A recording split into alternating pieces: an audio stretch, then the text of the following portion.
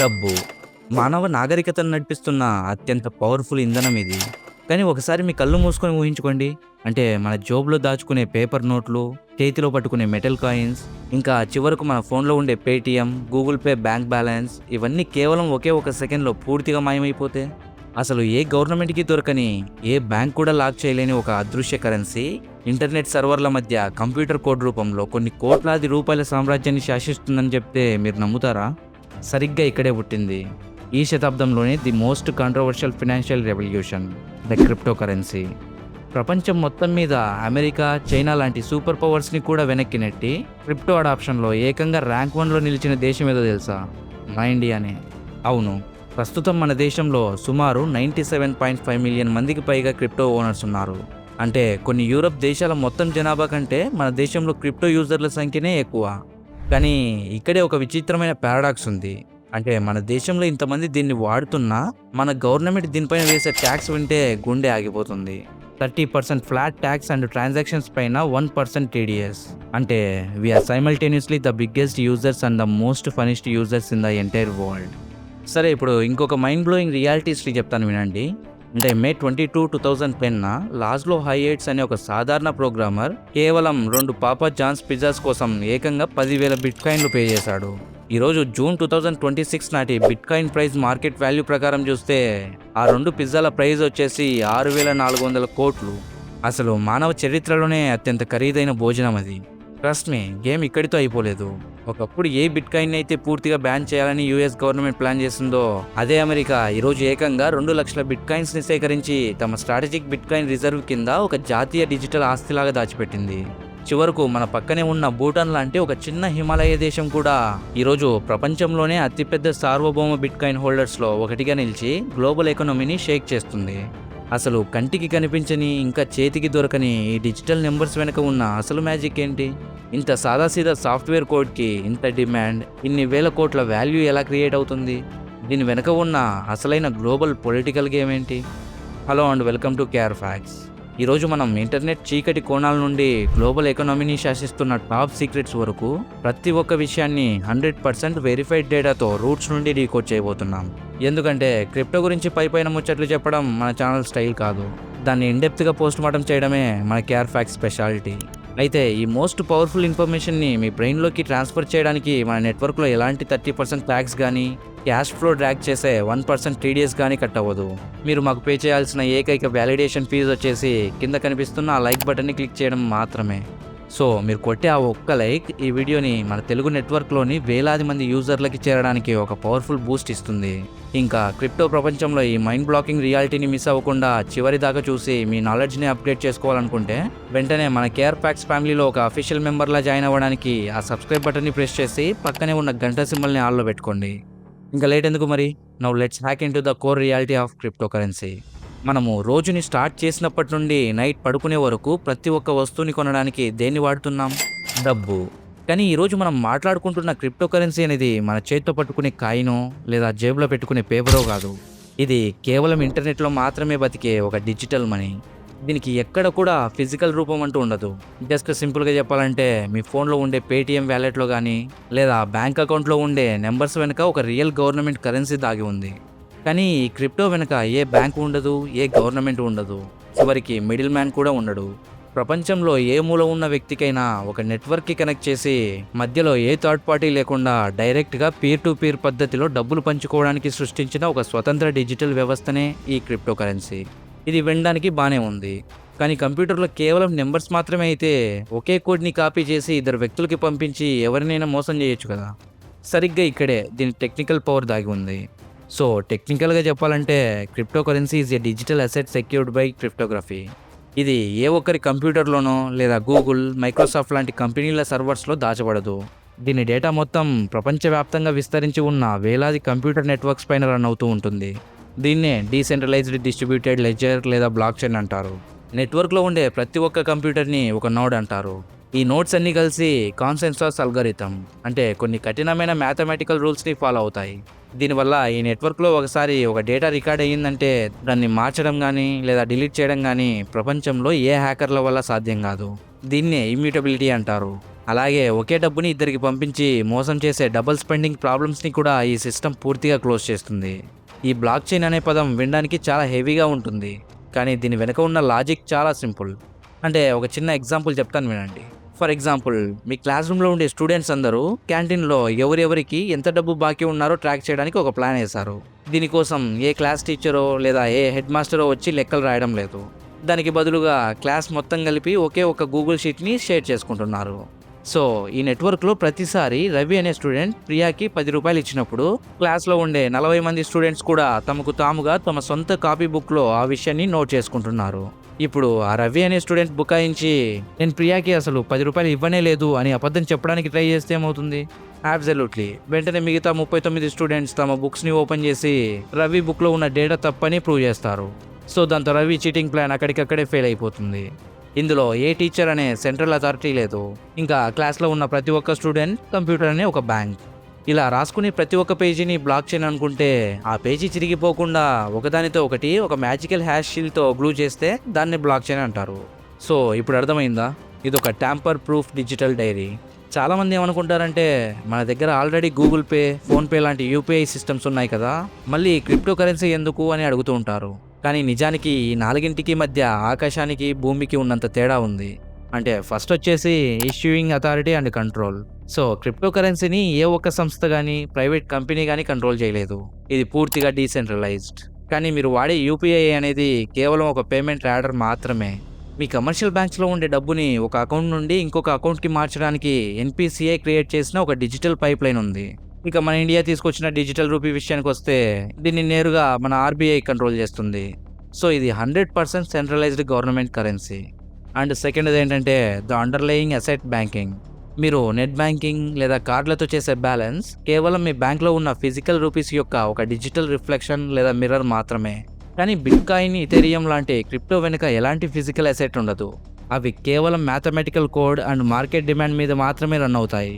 అదే digital rupee విషయానికి వస్తే మీ చేతిలో ఉండే 500 రూపీస్ పేపర్ నోట్కి కూడా ఆర్బీఐ ఎంత సార్వభౌమ గ్యారంటీ ఇస్తుందో ఈ డిజిటల్ రూపీకి కూడా అదే లీగల్ టెండర్ స్టేటస్ ఇస్తుంది. ఇంకా థర్డ్ వచ్చేసి డిపెండెన్సీ ఆన్ బ్యాంక్స్.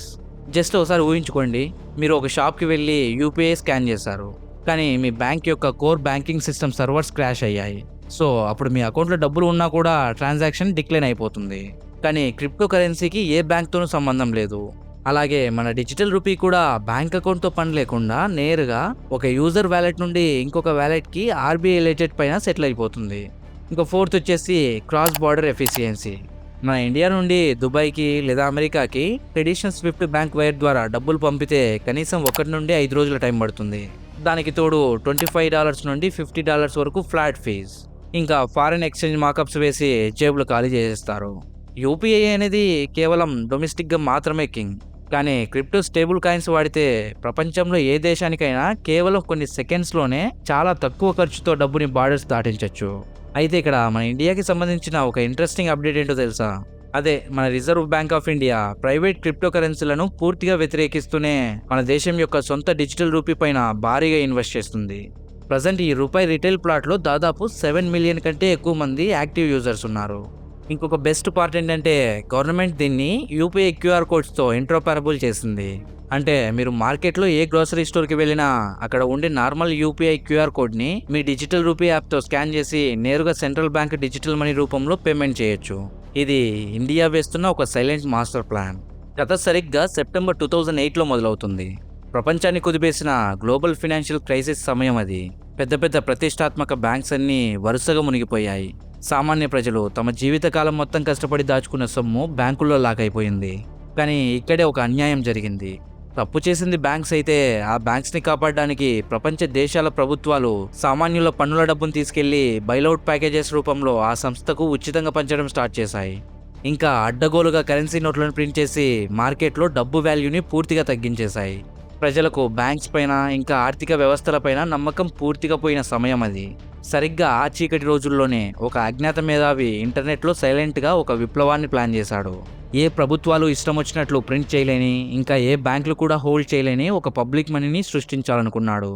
అక్టోబర్ 31, 2008న ఒక రహస్య క్రిప్టోగ్రఫీ మెయిలింగ్ లిస్ట్లో కేవలం 9 పేజీలు ఉన్న ఒక వైట్ పేపర్ రిలీజ్ అయ్యింది. దాని title bitcoin A peer to peer electronic cash system. ప్రపంచాన్ని మార్చబోయే ఒక డిజిటల్ సిస్టమ్కి పడిన మొదటి అడుగు అది. ఆ వైట్ పేపర్ని రిలీజ్ చేసిన కొన్ని నెలల తర్వాత, అంటే జనవరి 3, 2009న ఆ అజ్ఞాత వ్యక్తి నెట్వర్క్లోని అత్యంత మొదటి బ్లాక్ని మైన్ చేసి ఎగ్జిక్యూట్ చేశాడు. దీన్నే బ్లాక్ చైన్ చరిత్రలో జెనిసిస్ బ్లాక్ లేదా బ్లాక్ 0 అంటారు. అయితే ఈ జెనిసిస్ బ్లాక్కి ఒక స్పెషాలిటీ ఉంది. అంటే దీని తర్వాత వచ్చిన ప్రతి బ్లాక్కి కూడా దానికి ముందున్న బ్లాక్ యొక్క హ్యాష్ వాల్యూకి లింక్ లాగా కనెక్ట్ అయి ఉంటుంది. కానీ దీనికంటే ముందు ఏ బ్లాక్ లేదు కాబట్టి దీని ప్రీవియస్ బ్లాక్ హ్యాష్ ఫీల్డ్లో పూర్తిగా నల్ వాల్యూ, అంటే జీరోస్ మాత్రమే రికార్డ్ అయి ఉంటాయి. సో మొదటి బ్లాక్ని మైన్ చేసినందుకు నెట్వర్క్లో 50 BTCల మొదటి కాయిన్ బేస్ రివార్డ్ జనరేట్ అయ్యింది. ఈ రివార్డ్ని ఈ పబ్లిక్ అడ్రస్కి పంపారు. కానీ ఇక్కడే ఒక విచిత్రమైన టెక్నికల్ ట్విస్ట్ ఉంది. అంటే ఆ ఒరిజినల్ క్లయింట్ సాఫ్ట్వేర్ యొక్క ఆర్కిటెక్చర్ డిజైన్ ప్రకారం ఈ ఫస్ట్ 50 BTC రివార్డ్స్ని గ్లోబల్ ట్రాన్సాక్షన్ డేటాబేస్ అయిన UTXO సైట్లో యాడ్ చేయలేదు. దానివల్ల ఆ మొదటి 50 బిట్కాయిన్స్ ఈ రోజుకి ఇంకా ఎప్పటికీ ఎవరూ ఖర్చు పెట్టలేరు. అవి శాశ్వతంగా ఆ అడ్రస్లోనే లాక్ అయిపోయాయి. కానీ అసలైన మైండ్ బ్లోయింగ్ సీక్రెట్ ఇది కాదు. ఆ సృష్టికర్త ఈ జెనిసిస్ బ్లాక్ కోడ్ లోపల పర్మనెంట్గా ఒక ఇంగ్లీష్ న్యూస్ పేపర్ హెడ్లైన్ని టెక్స్ట్ రూపంలో ఎంబాడ్ చేశాడు. సో ఆ మెసేజ్ ఏంటో తెలుసా? The times 03 January 2009 chancellor on brinks of seconds bailout for banks. అంటే బ్రిటన్ గవర్నమెంట్ బ్యాంక్స్ని కాపాడడానికి రెండోసారి బెయిలౌట్ ప్యాకేజ్ ఇవ్వబోతుందని ఆ రోజు లండన్ టైమ్స్ పేపర్లో వచ్చిన వార్త అది. దీని వెనుక 2 బలమైన కారణాలు ఉన్నాయి. అంటే ఫస్ట్ది వచ్చేసి ఈ బ్లాక్ని ఆ డేటా కంటే ముందు తనేమి ప్రీ మైన్ చేయలేదని నిరూపించడానికి ఒక క్రిప్టోగ్రాఫికలీ వెరిఫైబుల్ ప్రూఫ్ ఆఫ్ టైం లాగా ఆ రోజు పేపర్ హెడ్లైన్ని వాడాడు. ఇక రెండోది ఏంటంటే లంచగొండి మరియు ఫెయిల్ అయిన ఈ ట్రెడిషనల్ బ్యాంకింగ్ సిస్టంపై తను చేస్తున్న ఒక డిజిటల్ ప్రొటెస్ట్ని ఆ కోడ్లో ఎప్పటికీ చెరిగిపోయిన విధంగా హిస్టరీలో లెక్కించేశాడు. అసలు ఇంతటి అద్భుతమైన వ్యవస్థను క్రియేట్ చేసిన ఆ వ్యక్తి ఎవరు? ఆ వైట్ పేపర్ పైన ఉన్న పేరు సతోషి నకమోటో. కానీ నిజానికి అదొక అసలు పేరు కాదు, అదొక సిడోనమ్, అంటే ఒక అజ్ఞాత పేరు మాత్రమే. ఆ పర్సన్ ఒక మేలా లేకపోతే ఫీమేలా లేదా ఒక పెద్ద సైంటిస్టుల గ్రూపా అనేది ఈ రోజుకి ప్రపంచంలో ఎవ్వరికీ తెలియదు. అతను ఇంటర్నెట్లో కేవలం కొన్ని ఫోరమ్స్లో మాత్రమే మెసేజ్లు పెట్టేవాడు. కానీ ఏప్రిల్ 2011లో తోటి డెవలపర్స్కి I have moved on to other things, అంటే నేను ఇక వేరే పనుల మీదకి వెళ్తున్నాను, ఈ బిట్కాయిన్ భవిష్యత్ ఇక మీ చేతుల్లోనే ఉందని ఒక లాస్ట్ ఈమెయిల్ పంపి ఇంటర్నెట్ ప్రపంచం నుండి శాశ్వతంగా మాయమైపోయాడు. రీసెర్చ్ ప్రకారం సతోషి నకమోటో వ్యాలెట్లో దాదాపు 1.1 మిలియన్ బిట్కాయిన్స్ ఉన్నాయి. ఈరోజు వాటి మార్కెట్ వాల్యూ $100 మిలియన్స్. అంటే ప్రపంచంలో అత్యంత ధనవంతుల్లో అతను ఒకడు.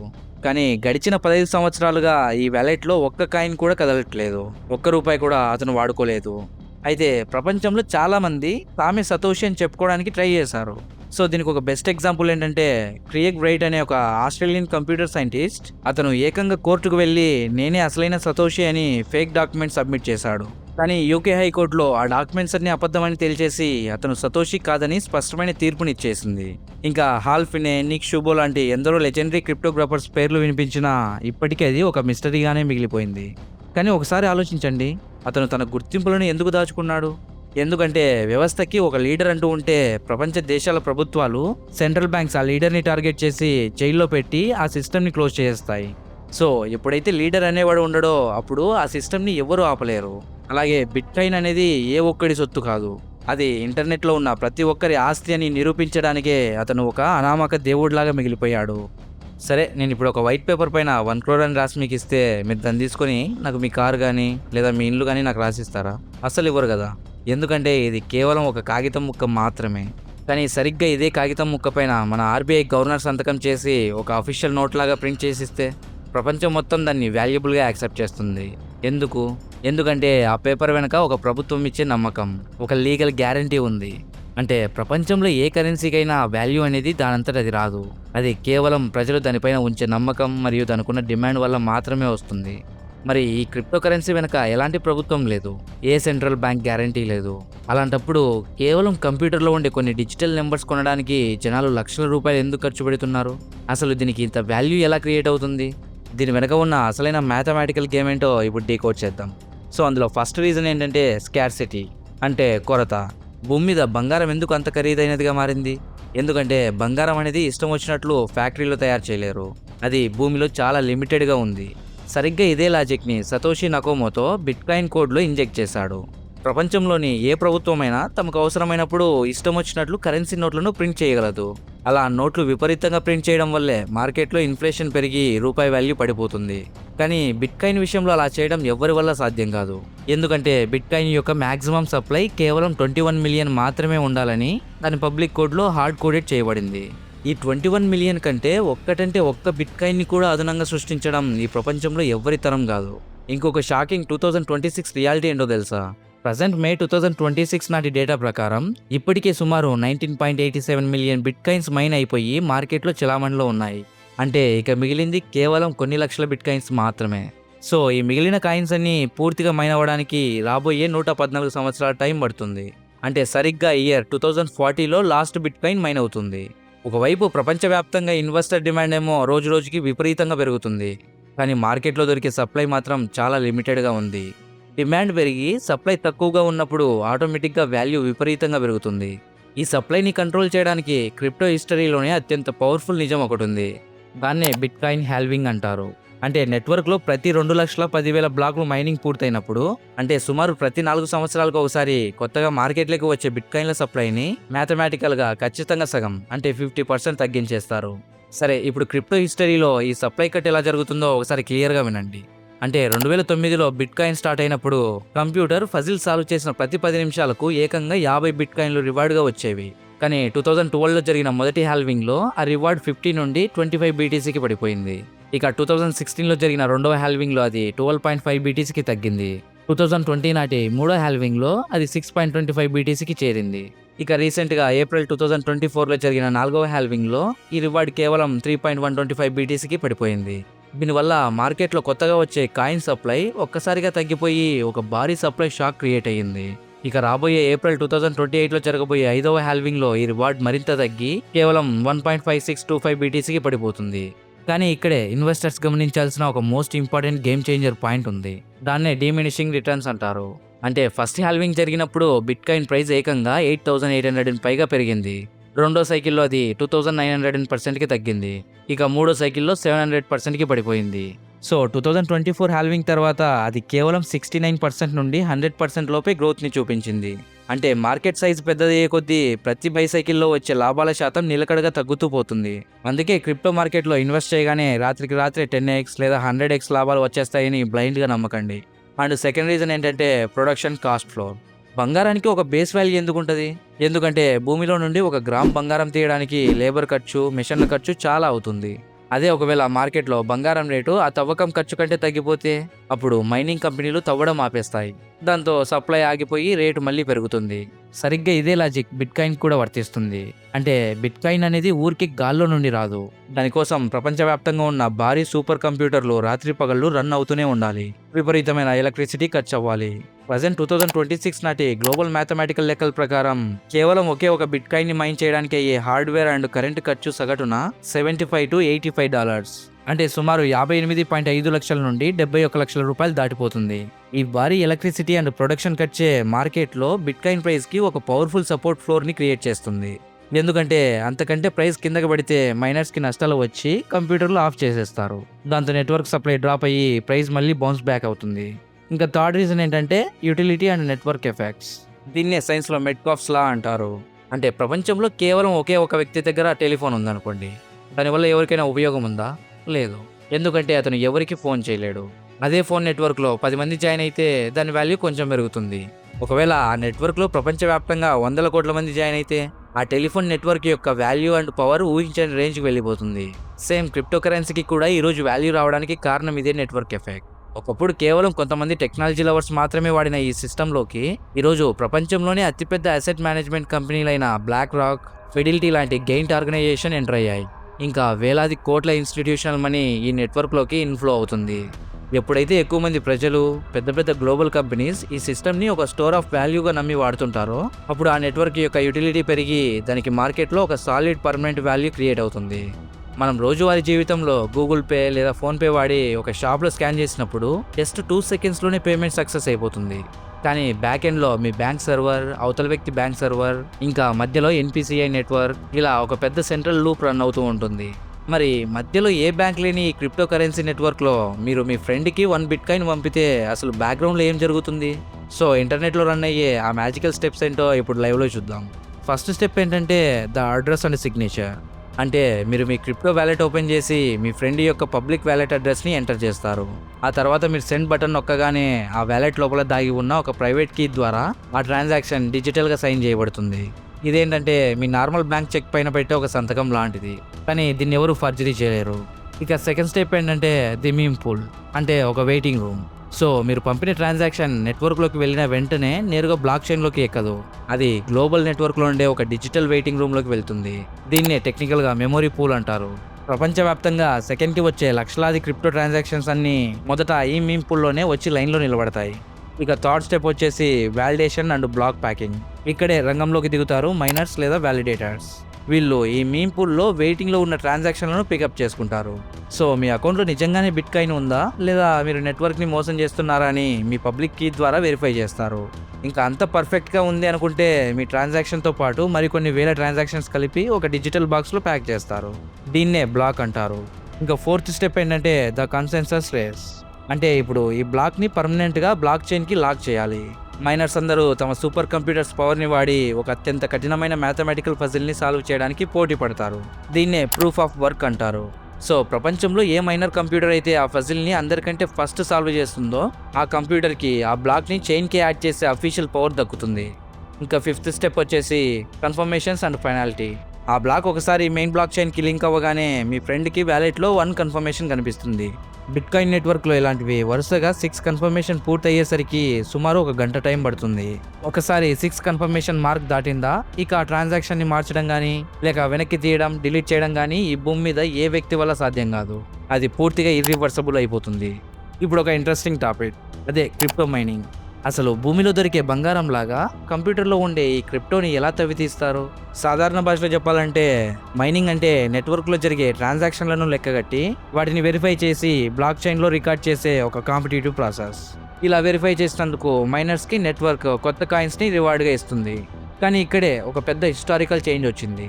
అంటే 2009 to 2010లో మీ ఇంట్లో ఉండే నార్మల్ ల్యాప్టాప్ సిపియూతో రోజు 100 బిట్కాయిన్స్ని ఈజీగా మైన్ చేసేవాళ్ళు. కానీ 2012 నాటికి గేమింగ్ వాడే జీపీయూలు అవసరమయ్యాయి. ఇప్పుడు 2026లో నార్మల్ కంప్యూటర్లతో బిట్కాయిన్ని మైనింగ్ చేయడం 0% ఇంపాసిబుల్. దీనికోసం ప్రత్యేకంగా డిజైన్ చేసిన ఏఎస్ఐసి అనే ఇండస్ట్రియల్ మిషన్స్ కావాలి. సో వీటి కాస్ట్ వచ్చేసి ఒక్కొక్కటి ₹1,00,000 ఉంటాయి. ఇక అదే మన ఇండియా 2026 రియాలిటీకి వస్తే మన ఇండియాలో కూర్చొని ఇంట్లో మైనింగ్ చేయడం అనేది 100% లాస్ మేకింగ్ బిజినెస్. ఎందుకంటే మన దేశంలో ఇండస్ట్రియల్ ఎలక్ట్రిసిటీ కాస్ట్ ₹7 నుండి ₹9 పాత యూనిట్ పడుతుంది. కానీ బిట్కాయిన్ మైనింగ్ లాభాల్లో ఉండాలంటే వాటి పవర్ కాస్ట్ చాలా తక్కువగా ఉండాలి. దీనికి తోడు మన గవర్నమెంట్ రూల్స్ ప్రకారం మైనింగ్ ద్వారా వచ్చే రివార్డ్స్పై 30% ట్యాక్స్ కట్టాలి. అంతే తప్ప దానికోసం మీరు పెట్టిన భారీ కరెంటు బిల్లులు కానీ కొన్న మిషన్ల ఖర్చులు కానీ ఖర్చుల కింద క్లెయిమ్ చేసుకోవడానికి వీల్లేదు. సో మైనింగ్ జోలికి వెళ్ళకపోవడమే మంచిది. మరి మైనింగ్ కష్టం, ట్యాక్స్లు ఎక్కువ అయినా కూడా ప్రపంచవ్యాప్తంగా ప్రజలు దీన్ని ఒక డిజిటల్ కరెన్సీ లాగా ఎందుకు వాడుతున్నారు? దీని వెనక ఒక 2 మెయిన్ రీజన్స్ ఉన్నాయి. అందులో ఫస్ట్ రీజన్ ఏంటంటే cheap and fast global remittances. సరే దీనికి ఒక లైవ్ ఎగ్జాంపుల్ చూద్దాం. అంటే దుబాయ్లో ఉండే మీ బ్రదర్ ఇండియాలో ఉండే మీకు ఒక 1 lakh పంపాలి అనుకున్నాడు. అతను ట్రెడిషనల్ స్విఫ్ట్ బ్యాంక్ వైర్ వాడితే మధ్యలో కరెస్పాండెంట్ బ్యాంక్ ఫీజులు ఇంకా కరెన్సీ కన్వర్షన్ ఛార్జెస్ కలిపి 500 వరకు ఫీజు రూపంలోనే కట్ అయిపోతాయి. దానికి తోడుగా ఆ డబ్బు మీ అకౌంట్కి చేరడానికి 2 to 5 days మాత్రం టైం పడుతుంది. కానీ అదే డబ్బుని అతను యూఎస్డిటీ స్టేబుల్ కాయిన్ రూపంలో క్రిప్టో నెట్వర్క్ ట్రోన్ లేదా సొలానా ద్వారా పంపితే అయ్యే ఖర్చు ఎంతో తెలుసా? కేవలం $1 కంటే తక్కువ. అంటే ₹80 ఫిక్స్డ్ ఫీజ్. పైగా డబ్బులు అవతల వ్యక్తి వ్యాలెట్కి చేరడానికి పట్టే టైం కేవలం 5 seconds మాత్రమే. శనివారం ఆదివారం అనే తేడా లేకుండా రాత్రి 1 గంటకు పంపినా ఇన్స్టెంట్గా సెటిల్ అయిపోతుంది. ఇక రెండో రీజన్ ఏంటంటే inflation edge and financial freedom. Argentina, Venezuela, Turkey లాంటి దేశాల్లో పొలిటికల్ ఇన్స్టేబిలిటీ వల్ల అక్కడ లోకల్ కరెన్సీ వాల్యూ ఘోరంగా పడిపోయింది. ఈరోజు ₹100 ఉన్న వస్తువు రేపు ₹500 అయిపోతుంది. అలాంటి దేశాల్లో ప్రజలు తమ సంపాదన బూడిదవ్వకుండా కాపాడుకోవడానికి తమ క్యాష్ని వెంటనే బిట్కాయిన్ లేదా డాలర్కి పెగ్ అయి ఉండే యూఎస్డిటీలోకి మార్చేసుకుంటున్నారు. బ్యాంకులు ఫ్రీజ్ చేయలేని ఇంకా ఇన్ఫ్లేషన్ లేని ఒక గ్లోబల్ కరెన్సీగా క్రిప్టో ఇక్కడ ఉపయోగపడుతుంది. ఇప్పటి వరకు మనం అసలు క్రిప్టో కరెన్సీ అంటే ఏంటి, 2008 సంక్షోభం నుండి ఇది ఎలా పుట్టింది, ఇంకా దీనికి వాల్యూ ఎలా క్రియేట్ అవుతుంది అండ్ బ్యాక్ ఎండ్లో ఒక ట్రాన్సాక్షన్ ఎలా ప్రాసెస్ అవుతుందో టెక్నికల్గా క్లియర్ చేసుకున్నాం. చివరకు ఇండియాలో 2026లో మైనింగ్ చేయడం ఎందుకు ప్రాఫిటబుల్ కాదో కూడా చూసాం. నిజం చెప్పాలంటే ఫస్ట్ నేను కూడా ఈ వీడియోని ఒకే ఒక సింగిల్ పార్ట్లోనే కంప్లీట్ చేద్దాం అనుకున్నాను. కానీ ఎప్పుడైతే నేను ఈ క్రిప్టో కరెన్సీ రీసెర్చ్లో లోతుకు దిగానో అప్పుడు నా మైండ్ బ్లాక్ అయిపోయింది. అండ్ కఠినమైన మ్యాథ్స్ని కేవలం ఒకే ఒక వీడియోలో కవర్ చేయడం అసలు సరిపోదని నాకు స్పష్టంగా అర్థమైపోయింది. పైన ముచ్చట్లు చెప్పేసి మీకు సగం నాలెడ్జ్ని ఇవ్వడం మన కేఆర్ ఫ్యాక్స్ స్టైల్ అసలు కాదు. ఎందుకంటే half knowledge is dangerous than no knowledge. అందుకే మీ టైంకి వాల్యూ ఇస్తూ ఈ ఇన్డెప్త్ రీసెర్చ్లోని ప్రతి ఒక్క పాయింట్ని మీకు క్రిస్టల్ క్లియర్గా వివరించడం కోసమే ఈ వీడియోని మనం పార్ట్ 1 అండ్ పార్ట్ 2గా డివైడ్ చేస్తున్నాం. కానీ అసలైన పిక్చర్ ఇంకా బాకీ ఉంది. అంటే పార్ట్ 2లో మనం చూడబోయే విషయాలు వింటే మీ మైండ్ బ్లాక్ అవ్వడం పక్కా. దుబాయ్ నుండి ఇండియాకి కేవలం 5 సెకండ్లలో 80 రూపాయల ఖర్చుతో ఎలా మనీ ట్రాన్స్ఫర్ జరుగుతుందో చూడబోతున్నాం. ఇంకా మన ఇండియాలో క్రిప్టో పైన వేసే ఆ ఘోరమైన 30% ఫ్లాట్ ట్యాక్స్ అండ్ 1% టీడీఎస్ వెనుక ఉన్న అసలు మ్యాక్స్ ఏంటి? ఒక కాయిన్లో లాభం వచ్చి ఇంకొక కాయిన్లో నష్టం వస్తే మీ జోబులో రూపాయి కూడా మిగలకుండా ట్యాక్స్ ఎలా కట్ అవుతుందో ఒక షాకింగ్ క్యాలిక్యులేషన్తో సహా బయట పెట్టబోతున్నాను. అంతేకాదు నిజమైన బంగారం, వెండి వర్సెస్ బిట్కాయిన్, ఈ రెండిట్లో 2026లో అసలైన సేఫ్ అసెట్ ఏది? అసలు ఒక సాధారణ మిడిల్ క్లాస్ ఇండియన్ ఈరోజు క్రిప్టోలో ఇన్వెస్ట్ చేయాలా వద్దా? ఒకవేళ ఇన్వెస్ట్ చేస్తే మీ ఏజ్ని బట్టి మీ పోర్ట్ఫోలియోలో ఎంత పర్సెంటేజ్ అమౌంట్ మాత్రమే పెట్టాలి? ఇంకా చివరగా రాబోయే 2030 నాటికి క్రిప్టో సామ్రాజ్యం ఉండబోతుందా, లేక క్వాంటమ్ కంప్యూటర్స్ దాడికి పూర్తిగా నాశనం అయిపోతుందా? దీని వెనుక ఉన్న గ్లోబల్ సీక్రెట్స్ అన్నీ పార్ట్ 2లో ఓపెన్ అవబోతున్నాయి. అండ్ ఈ పార్ట్ 1లో మీకు ఏ చాప్టర్ లేదా ఏ ఫ్యాక్ట్ మోస్ట్ ఇన్ఫర్మేటివ్గా అనిపించిందో కింద కమెంట్ సెక్షన్లో ఖచ్చితంగా షేర్ చేయండి. ఈ పార్ట్ 1 నెట్వర్క్ని సక్సెస్ఫుల్గా వ్యాలిడేట్ చేయడానికి వెంటనే ఆ లైక్ బటన్ని గట్టిగా ప్రెస్ చేయండి. ఆ ఒక్క లైక్ వల్ల మాకు పార్ట్ 2ని మరింత పవర్ఫుల్గా తీసుకురావడానికి హెల్ప్ అవుతుంది.